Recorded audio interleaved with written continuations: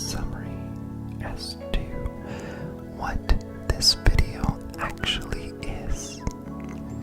This video is a collection of years worth of narrowed down resources that I have found personally very beneficial during different times and moments in my own life. Throughout my own faith journey, I must have watched hundreds of different videos on multiple faith-based topics. I've compiled a playlist of the ones that have had the greatest impact on me. This playlist will be linked in the description below. I wanted to keep the limit of the videos in this playlist to around 20. This was very difficult to do, but I narrowed it down to the ones I felt were the most impactful. In this video, I break down the videos in the playlist and explain why I put them in there in the first place and why they have had such an impact on me and why they have stood the test of time for me as I've grown. The reason I'm taking time to provide this brief synopsis before the video starts is because the actual video ended up being longer than I first anticipated, and I actually don't start referring or deconstructing my choices in the video until about 15 minutes into it. I really care about this topic. I really care about this video. I'm invested in the content in the playlist. So if you don't have time to watch the whole video, I'm going to add a quick reference to each of the videos in the playlist along with a summary for each written in the description. So if you can't watch the video, please check that out. These videos can be broken down into category, which you will see both in the actual video and the description below. I break them down into general speakers, so people that have influenced me throughout my life. Now, the videos I posted of these people aren't necessarily the videos that have really impacted me or had an influence on me. They're just kind of a reference to that person, as all their videos are good. But then, conversely, I have different specific videos where the speakers are more secondary to the actual topic or the actual sermon itself. And then I have testimonies of healing, conversions, near-death experiences, etc. I'm really hoping you find these resources inspiring like I have and helpful to your own faith walks. And I would actually really love it and be grateful if you could also comment down below with your own resources that have helped you or had some kind of influence on you throughout the years. These could be testimonies, different speakers, people, topics, series, songs, sermons. It doesn't matter. If it has impacted you at all, please post it. I would love to explore it personally, but I know it would also very much bless others. So with that said, God bless you and enjoy the video.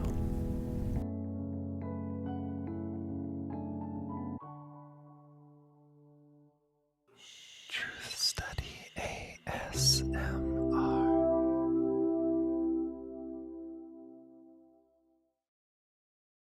Hello, welcome to Truth Study ASMR. I say this every time, but I'm actually very excited for today's video because this is a video I've had in the back of my mind for so long now. Throughout my faith journey, there have been so many different resources and people that have inspired me and helped me grow. And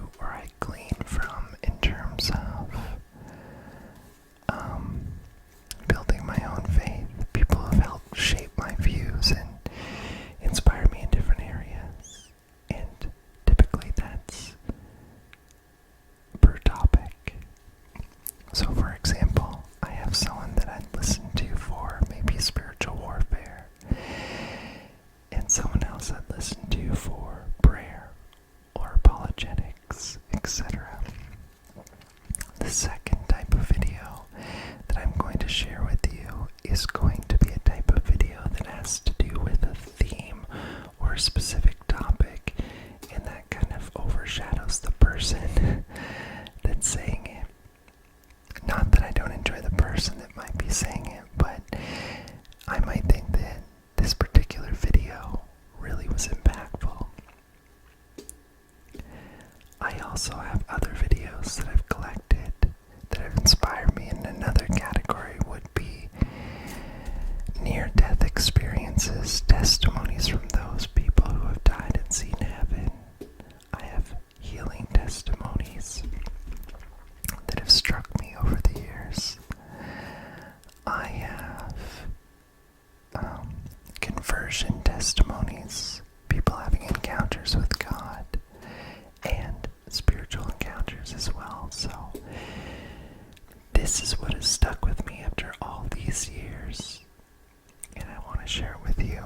I also don't want to spend too long getting into it, because my videos tend to be long, and I really want you to make it to the end to see and hear my explanation for each and why I like each and why I chose each.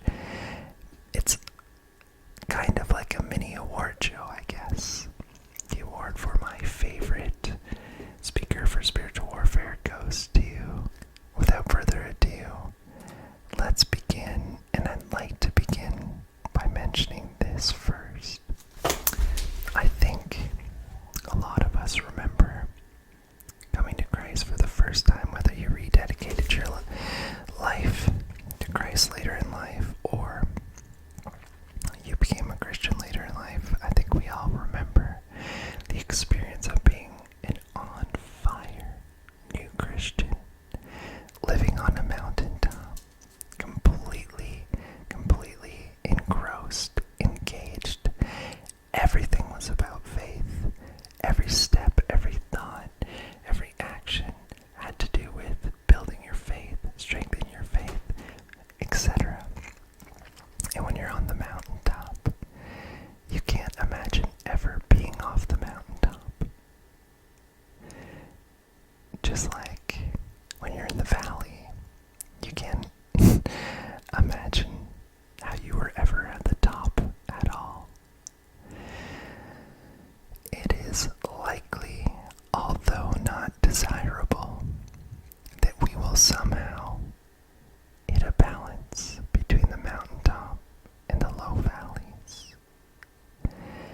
It's not an expectation we should have where we think, okay, this is going to wear off, because once you focus on that, you might begin to manifest it. So I don't think we should view it as inevitable. But it is something where most of us will find a groove later on. What leads us to that groove, what takes us off the mountaintop, really, honestly, distractions, busyness, stress. You begin to make concessions for the time that you spent seeking God, and one by one and little by little, you end up falling into a bit of a funk. It doesn't happen all at once, it's a gradual thing. Your focus changes, or maybe, like in our case, you had some trials and tribulations that you weren't prepared for. But here's the thing to know. There's a difference between inspiration and passion. The videos that I'm going to show you today, I hope will be an inspiration to you, but an inspiration that jumpstarts your passion. Because passion is internal. It must be kept alive and cultivated internally. It's something that's intrinsic. It comes from being attached to the vine, from seeking God with all your heart, investing in that relationship. What you put into it is what you get out of it, and there's no limit as to how far you can grow or how deep you can go. It's really a byproduct of seeking God, but really, it really requires your discipline, dedication, time, effort in pursuit of God and spiritual things, praying, reading your Bible, meditating, fasting, worshiping, etc. So passion is kept alive internally.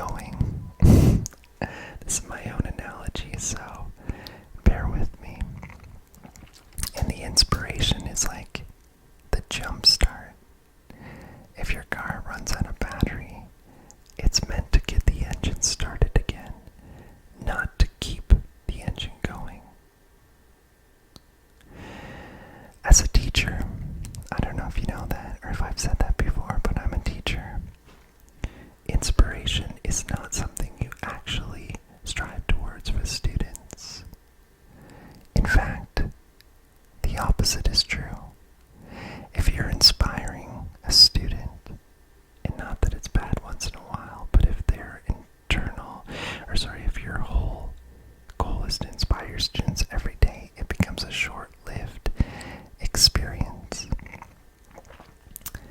The effects are short-term.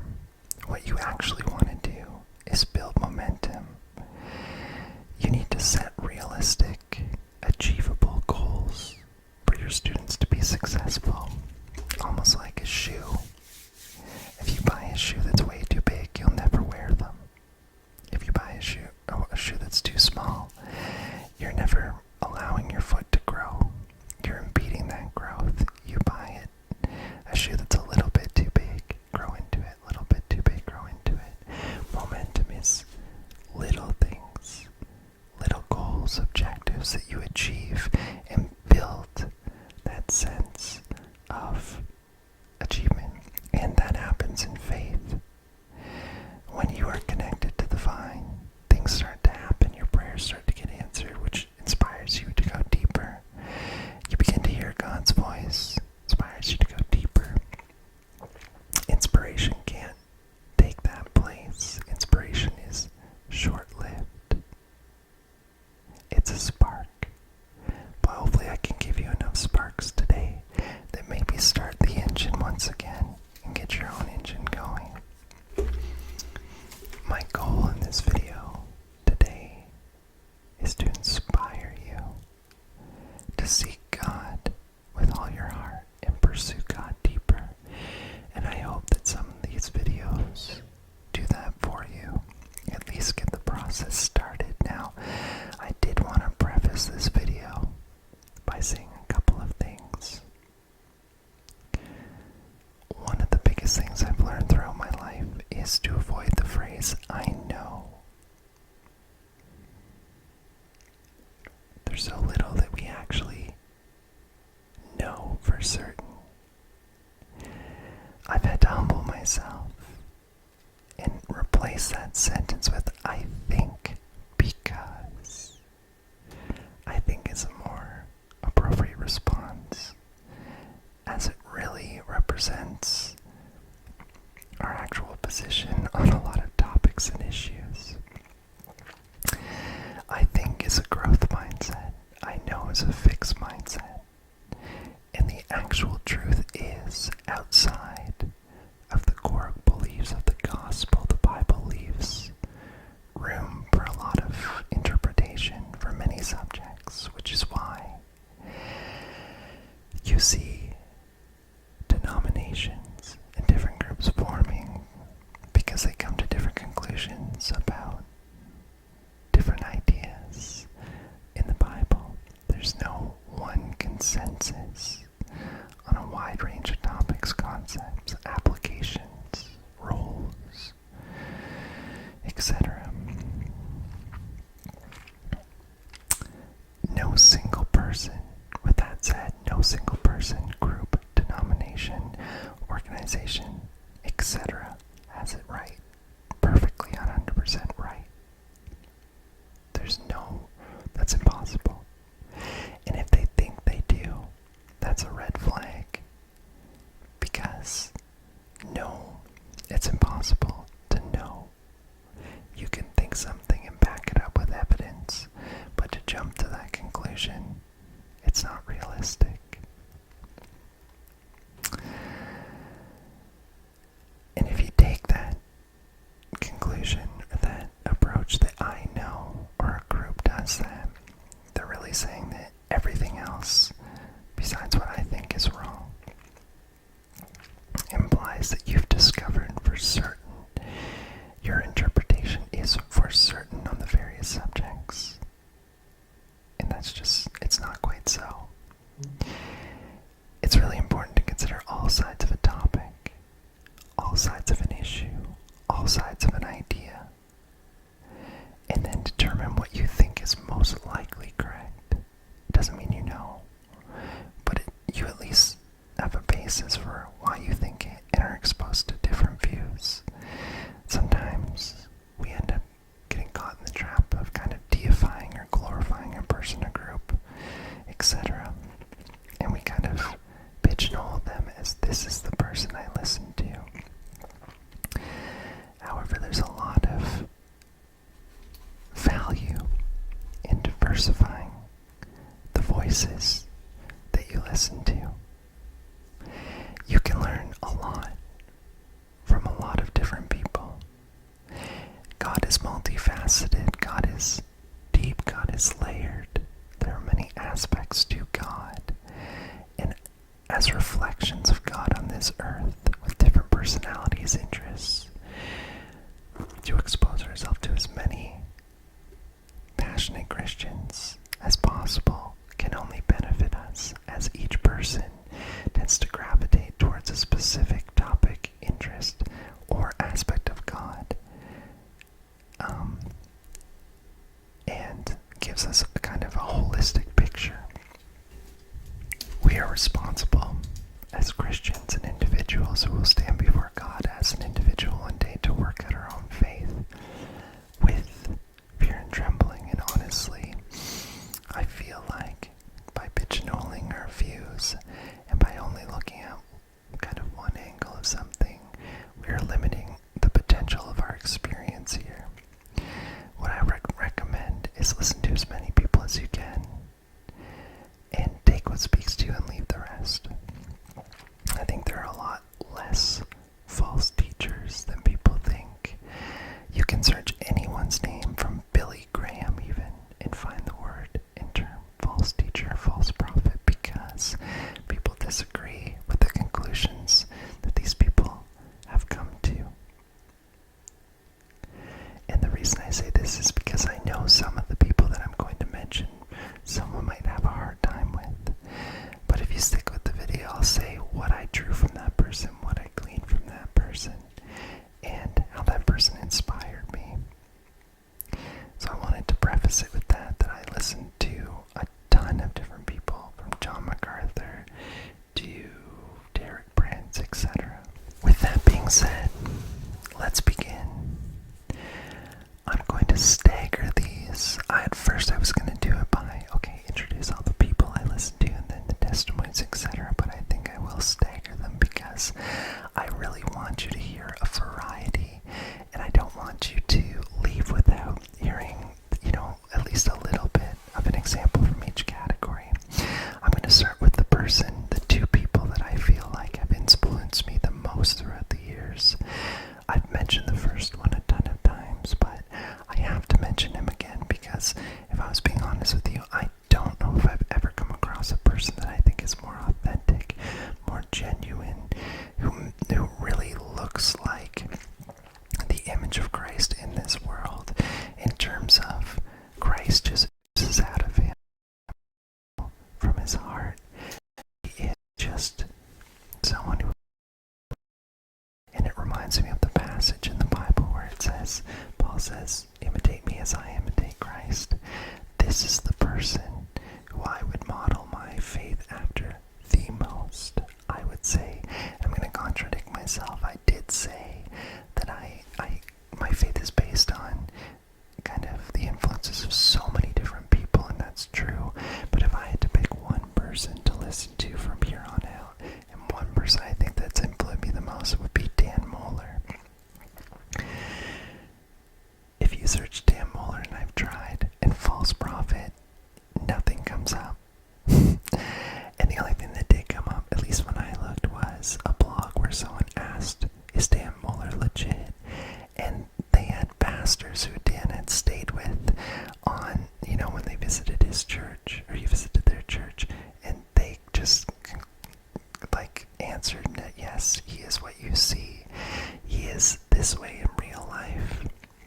He is someone that I think really exemplifies what is possible as a Christian with your heart fully surrendered to Jesus. And he's someone that I would 100% recommend you check out.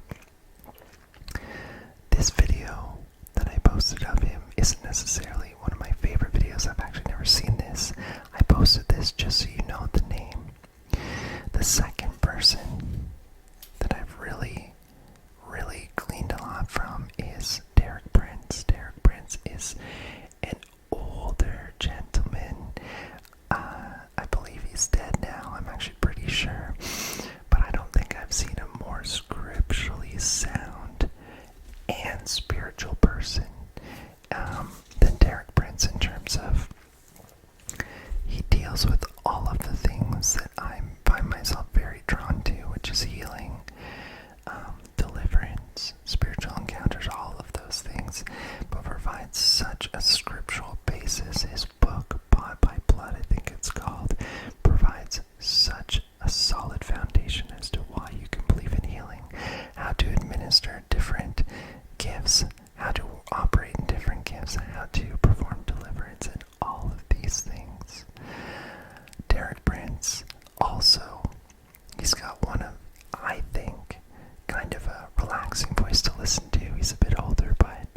I find him very, very compelling and very just sturdy and strong foundationally. The next video I want to mention is one from Crossroads Church called I Died, Went to Heaven, and Came Back. And some of you may really not be too keen to listen to near-death experiences, but frankly, I find them very impactful.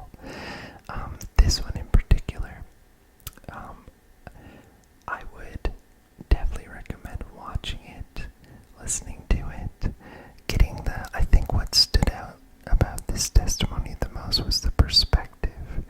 This perspective that she adopted coming back when she talks about being dead, seeing Jesus standing before God, accounting for your life, but then also seeing from Jesus' perspective everything that happened to her and how it was woven and how everything worked out, not just for her, but what she had gone through was used to impact so many people that she knew and didn't know, and how she had come back with no worry. She doesn't worry anymore. She doesn't fear because she knows that her life is looked after by her Creator. And I just found it such a reassurance to watch this video on that topic as well. I posted the first in the series of Imagine Heaven, Evidence for the Afterlife by John Burke. This is a book I read, and it's probably the most thorough account of Christian near-death experiences that I have come across. Actually, I read it at my grandma's house. She had a copy sent to her, and I started reading it, and I couldn't put it down. Each chapter is by category. So John Burke compiled all of these stories, and they were the most, I would say,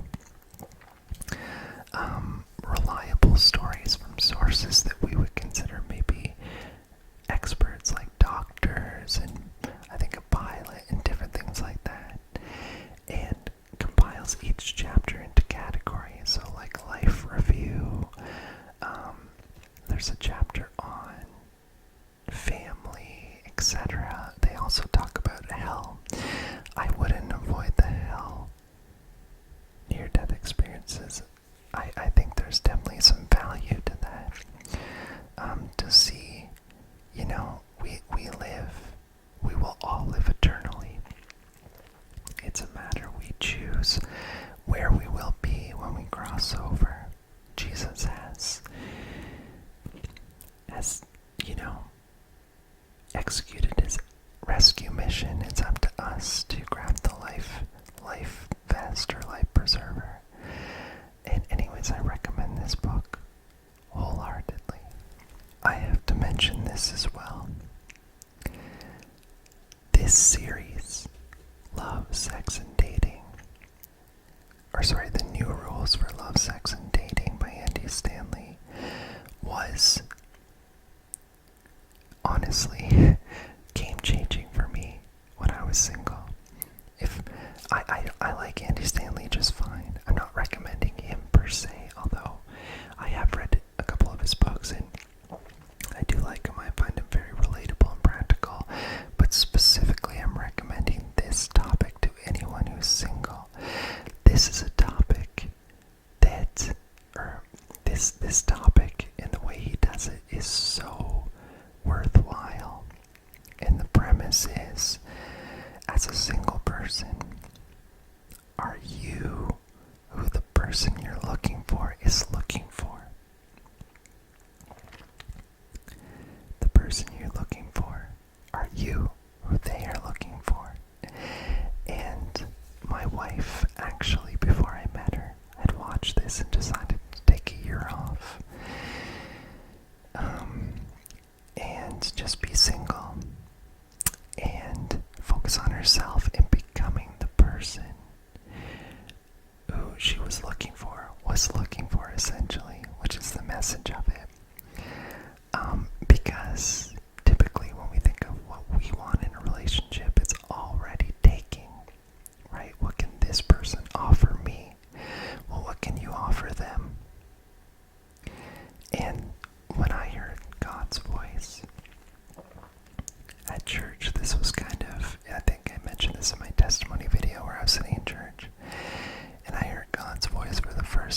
God's voice literally said that message to me. I hadn't seen the video, but it was, the person that I have for you, are you the person that she needs, essentially? And it began my whole journey, so I recommend this, and I recommend it to anyone who's single. Now, the next person I'd like to recommend, and this is actually, like, I'm going to recommend them as a person and as a resource. It's actually two people, and I was lucky enough to find them both in the same video, but more so, Dr. Caroline Leaf.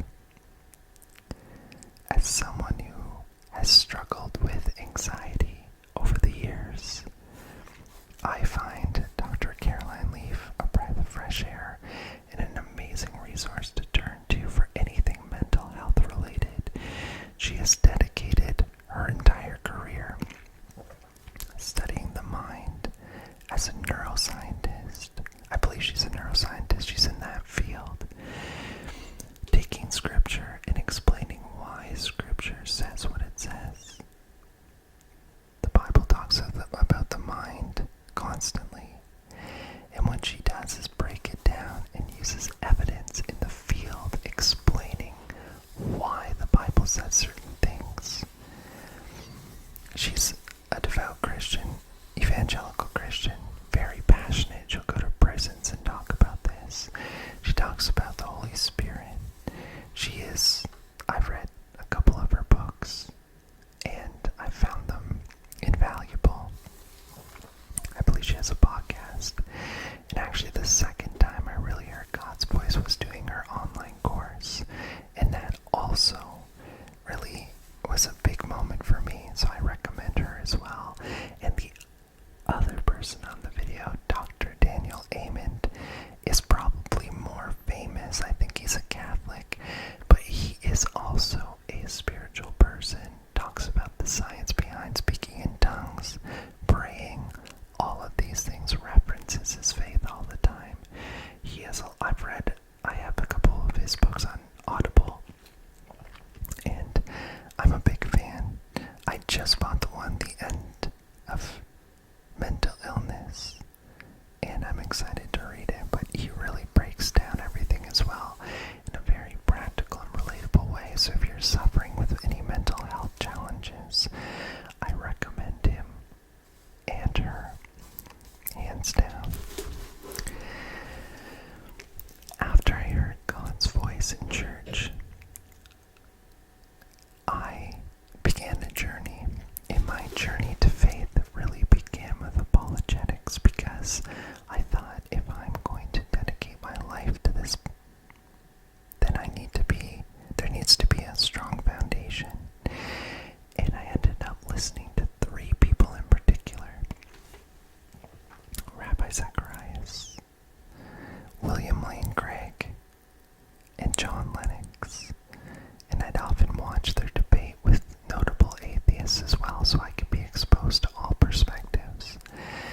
But the one who really stood out to me was Rabbi Zacharias. Now, I know he has been a controversial figure as of late, but that does not diminish his messages and his work that he has done as well. Although it is very sad to see that some of these things, these allegations, seem to be true, it goes to show you that we are fallible, and that all of us are complex. Not an excuse for him, but sometimes, like I mentioned, we deify these people when they are just people struggling like you and me. But with that said, the reason I chose him to recommend over, say, William Lane Craig or John Lennox, although they're both awesome, is because Rabbi Zacharias also really focused on the experiential as well. I found that he was knowledge-based, but he also spoke from an emotional point of view, an experiential point of view, and he talks about his life being changed. As a teenager, I believe, he had an attempted suicide attempt, and Jesus rescuing from that. I thought that place of just experience and experiential knowledge really made him a favorite of mine. Plus, I enjoy the way he spoke. I realize a lot of these people that do have some sort of fame later in life or during their life typically have a really unique and interesting way of talking that really holds your attention. So I recommend, if you're struggling with any kind of issue with, whether it's science-based, philosophically based, whatever it is, any kind of objection, they have a lot of good answers for you for the tough questions. And Rabbi Zacharias is one of the best. I did want to recommend, now this is the first video on a series on prayer, and it's an introduction to Eric Gilmore on experiencing God, and it's an interview style, and I have to say that this whole series with Eric Gilmore is such an inspiring series on how to know God and experience God and develop a prayer life. So if you need that inspiration for your prayer life, check out this video. I found it to be just, very inspiring and very comprehensive. I really enjoyed that one. Healing has always been something I've been so fascinated with, and maybe because it's because I'm a borderline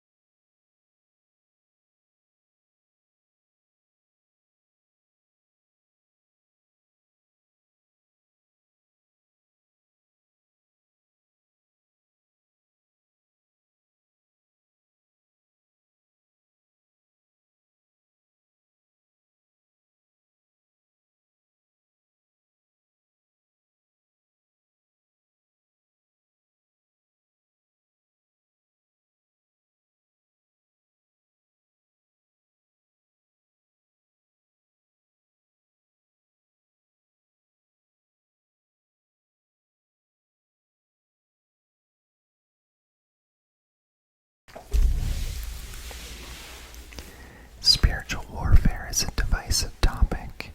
It's one that I have had a few debates with people over the years, from questions like, can a Christian be possessed, or a Christian be oppressed, from just, are demons real? Right? Do we deal with this like they did in the Bible? And honestly, who I go to for spiritual warfare, first of all, Derek Prince, as I mentioned. But second of all, John Paul Jackson. I don't know if you've heard of him, but he has these, it's almost like a TV show that's really well put together, Dreams and Mysteries, and he deals with a lot of interesting topics that I really enjoy, such as dreams, spiritual warfare, all these different kinds of cool things. And he breaks it down so well. I know the video I posted here is The Mystery of Dreams, but check him out for spiritual warfare. I think he's really knowledgeable, and I think he breaks it down in such a good way.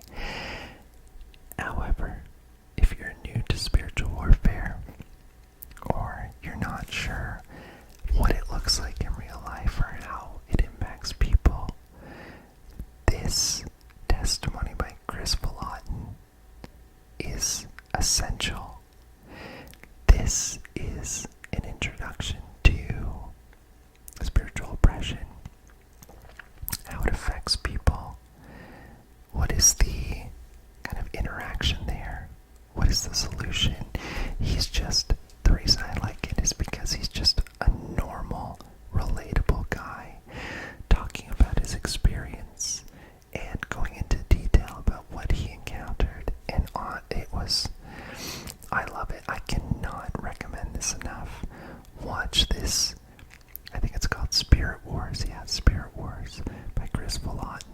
If you're new to spiritual warfare, or if you just want an overview of it and an application where you can take your knowledge of it and kind of see it played out in real life, I would recommend both John Paul Jackson and Chris Vallotton. One of the things I think is really cool as well are testimony videos about conversion, especially when people encounter Jesus and have an experience with Jesus. They see Jesus, they hear Jesus, etc. I have been fortunate enough to travel around the globe, meeting very different people and hearing many different experiences. And one of my favorite questions is, what kind of spiritual encounters have you had?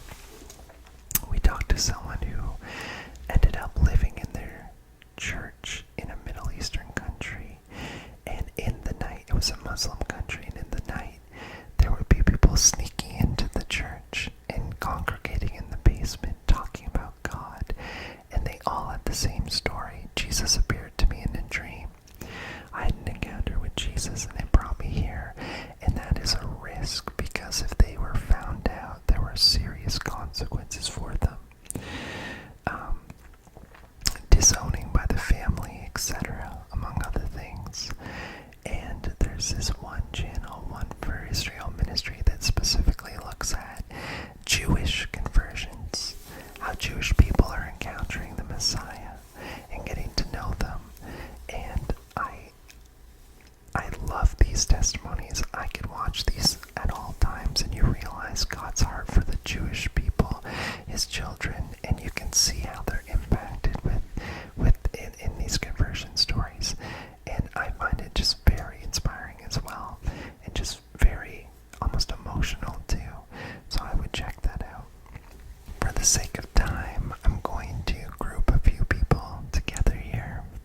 Stephen Verdick and Francis Chan.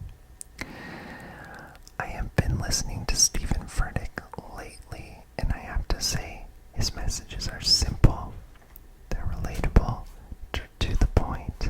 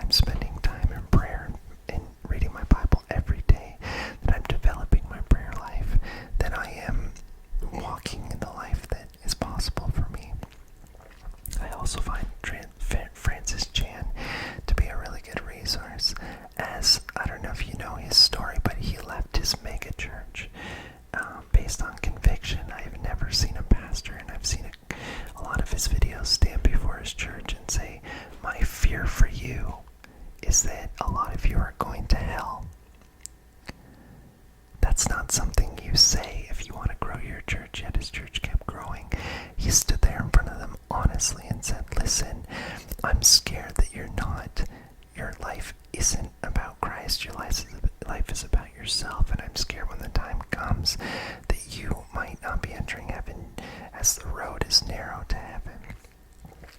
He left his megachurch from his own conviction, and I have to respect that. I listen to John Piper. I find his answers to a lot of biblical questions, a lot of those hard, tough questions, to be really insightful. I like his theology. I like the way he speaks, and I find him to be a very good and valuable resource as well. Now, I did post do encounter videos as well, or spiritual encounters. The one is called Jason Upton, an angel sing fly testimony, and a 12-year-old boy is saved by angels from being decapitated. For some reason, I know that CBN does a lot of cool testimonies like that, but this one stayed with me for so long. Check it out. A boy's experience with angels, where he was jet skiing. He didn't see a clothesline.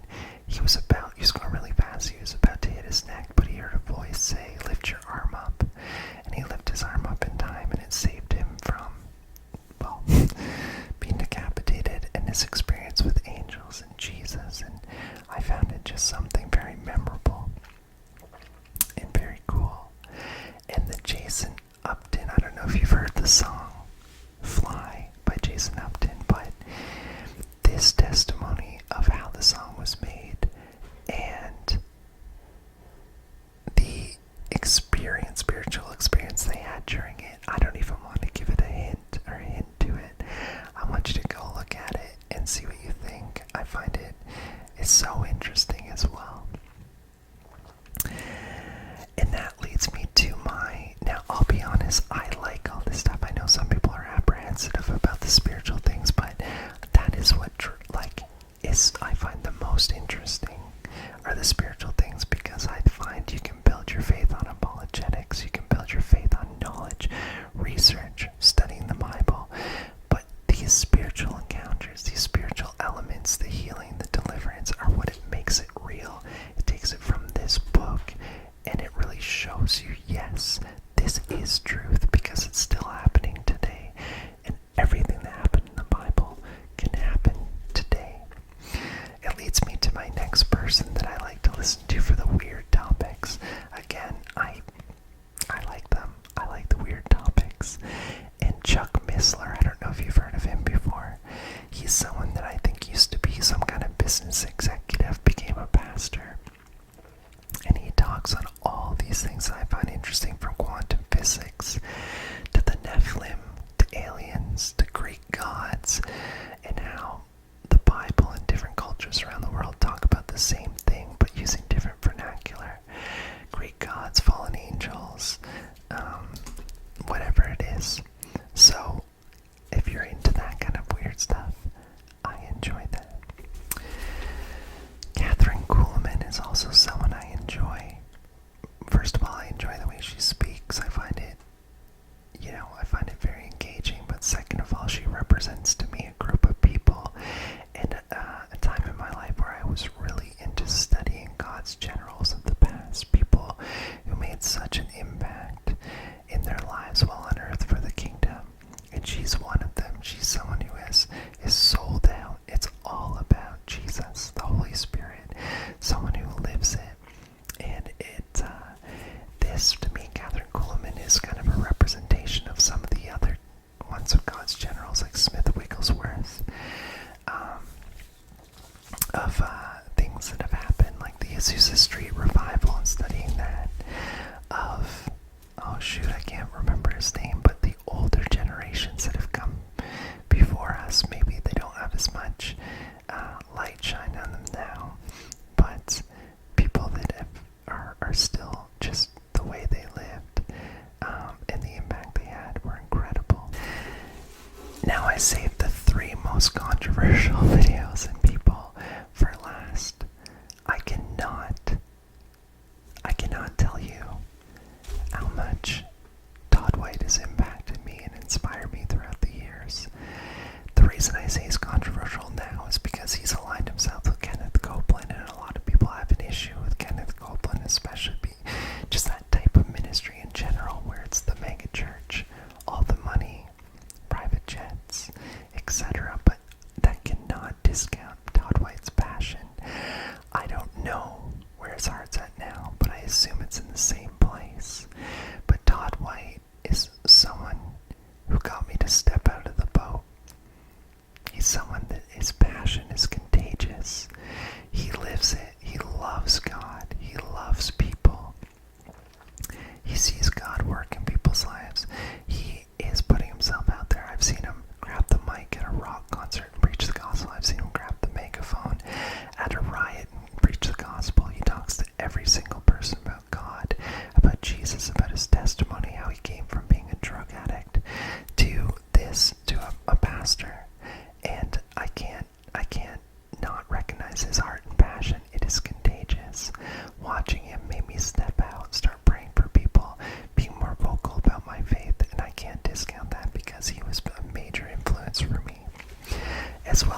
Johnson, I feel, is more controversial as well.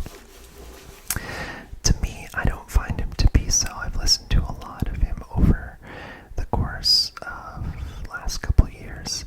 I know some people disagree with his theology. They do see a lot of healing, miracles, spiritual things in their church, and whenever that happens, there tends to be more scrutiny. Whenever a ministry becomes more popular and more global, there is scrutiny in terms of the messages and words that he speaks himself. I find him very wise. I find that a lot of the things that he says must come out of years in his prayer closet. Just very wise, very insightful, and very meaningful. So it's someone I can't not mention, because I find he has contributed to my thinking and my faith as well. And the last one is a documentary, The Last Reformation. This is the final straw for me.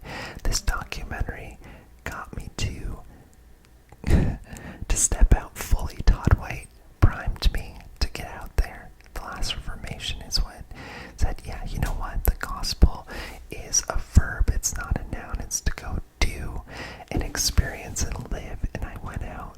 I prayed for people on the streets. I went to random villages in different countries, preaching the gospel, praying for people, seeing demons cast out of people. And this has inspired me big time. Every